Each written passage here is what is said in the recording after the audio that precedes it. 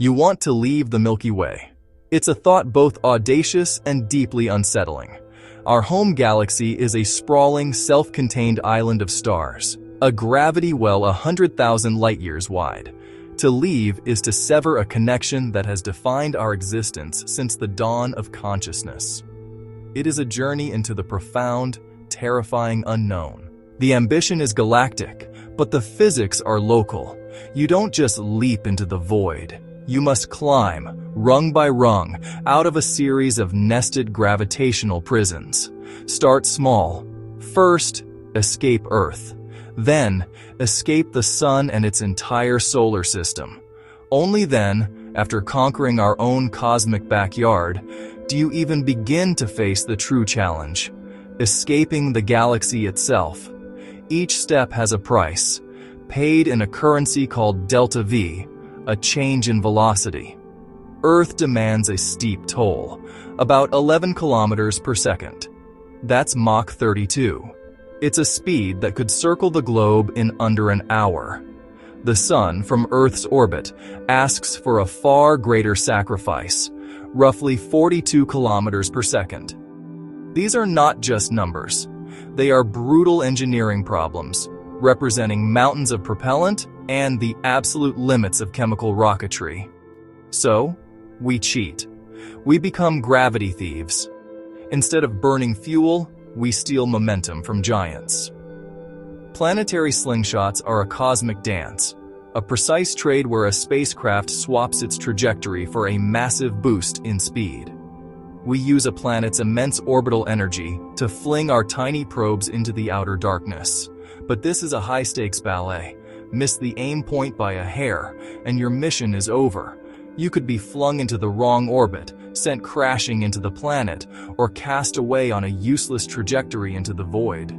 The masters of this craft stack assists. They stage propulsion burns with gravitational nudges, turning the solar system into a grand celestial pinball machine. They design orbits that become interplanetary highways, paying out dividends and velocity that would be impossible to afford with fuel alone. This is how Voyager 1 and 2 became our first interstellar emissaries, by borrowing speed from Jupiter and Saturn. But even the speed gifted by our entire solar system is pocket change compared to the galaxy's demands. Near the Sun, the galactic escape speed is a staggering figure, hundreds of kilometers per second, somewhere around 530. That's fast enough to cross the continental United States in about 8 seconds. Why so impossibly high? The answer lies in what we can't see. The stars, gas, and dust of the Milky Way are only a fraction of its total mass. The rest is an invisible, enigmatic substance, dark matter. A colossal dark matter halo cocoons our entire galaxy, extending far beyond the visible disk. This extra mass means extra gravitational pull, a deeper well to climb out of. You aren't just escaping the 100 billion stars that shine. You are fighting the gravity of 5 times that mass, a silent, unseen anchor holding you in place. So, how do we pay this astronomical speed bill? Conventional engines won't cut it. We need tricks, and we need engines bold enough to rewrite the rules of propulsion. Consider beamed light sails. The concept is elegant. Ride a wave of pure light. A powerful planet-scale laser array focuses a beam on a vast, ultra-thin sail, pushing it with the relentless pressure of photons. There's no heavy propellant to carry. The engine is light years away. The push is gentle but constant, accelerating the craft for years, even decades. The craft itself is a delicate, wafer-thin marvel, but the infrastructure required is colossal. It demands precision pointing across astronomical distances, power outputs that could dwarf our entire global energy consumption, and a commitment measured in generations. Or perhaps we bottle a star. Fusion drives promise, the power of the sun at your back. By fusing light elements like deuterium and helium-3, these engines could generate exhaust velocities 10,000 times greater than a chemical rocket. It's a far more balanced ticket. High thrust, high efficiency, but it comes with deep complexity. We must learn to initiate, contain, and sustain a fusion reaction for centuries. Then there is the ultimate fuel, antimatter. On paper, its energy density is perfect, converting 100% of its mass into energy. The catch is everything else. Making antimatter is fantastically inefficient. Storing it is a nightmare of magnetic containment fields. And using it means perfectly controlling an annihilation event, because one catastrophic failure would not just end the mission, it would vaporize it. For the truly daring, there's the ultimate gravity assist. A black hole slingshot. A dive near Sagittarius A, the supermassive black hole at our galaxy's core, could provide an unimaginable velocity boost.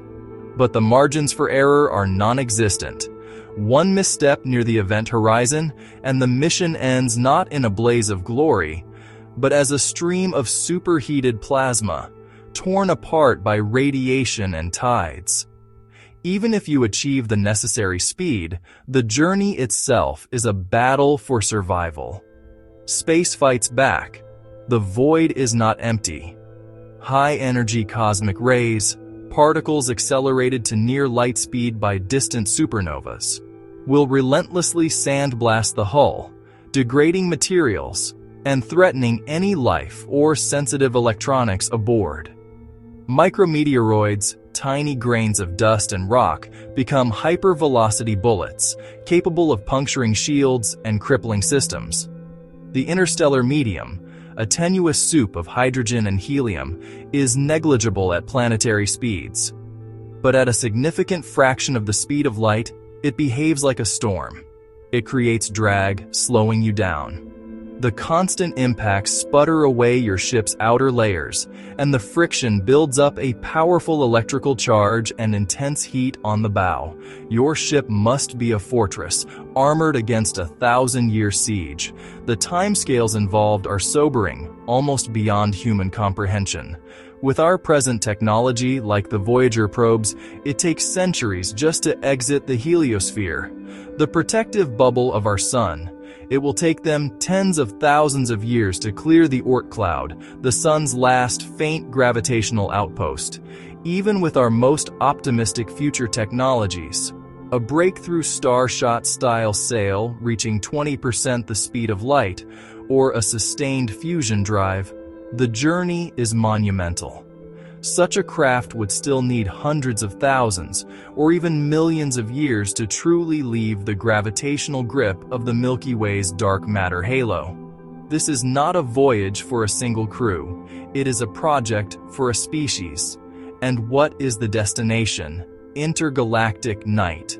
A profound, crushing blackness, punctuated only by the impossibly distant smudges of other galaxies. The familiar constellations are gone. The comforting glow of the Milky Way's disk is now just an object in your sky. The star fields that have filled our nights for all of history thin to a lonely whisper. From this vantage point, the local group hangs like a faint, ghostly chandelier.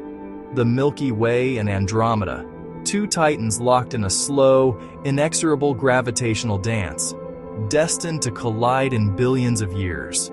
You are an observer of cosmic destiny, adrift in the space between worlds. Out there, your motion is a truth serum. There are no more planets to boost you, no more solar winds to ride. Your velocity is a pure accounting of what you started with. It is a testament only to the engine you brought and the light that was once lent to you. And yet, we try. Every probe we launch, every test of a solar sail, every new concept for a fusion reactor, each one is a small, uncertain step. Each is a rung on the colossal ladder out of our gravity well. We are learning the language of the cosmos. We learn to borrow gravity from giants. We learn to ride the pressure of light itself. We learn to dream of bottling fusion long enough to matter. Terror and beauty share a border. The desire to explore, To know what lies beyond the horizon lives on that edge. The galactic bill is steep, a debt of mass, speed, and time. But with every new telescope, with every new equation, the map is getting clearer. We learn the wells, we count the kilometers per second, we learn to spend momentum wisely. Because leaving the Milky Way isn't a fantasy, it's a problem set. Incredibly hard, yes, but solvable, piece by piece. Keep building the sails, keep taming fusion, keep stealing speed. The path to intergalactic night begins now, with the courage to ask the question.